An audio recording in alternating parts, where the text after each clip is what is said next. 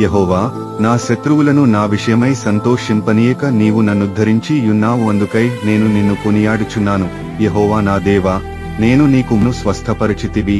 యెహోవా, పాతాళములో నుండి నా ప్రాణమును లేవదీసితివి. నేను గోతిలోనికి దిగకుండా నీవు నన్ను బ్రతికించితివి.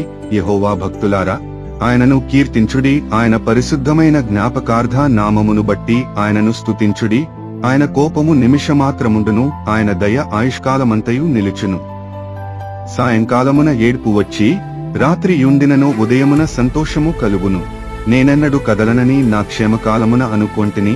యెహోవా, దయ కలిగి నీవే నా పర్వతమును స్థిరపరచితివి. నీ ముఖమును నీవు దాచుకొనినప్పుడు నేను కలత చెందితిని.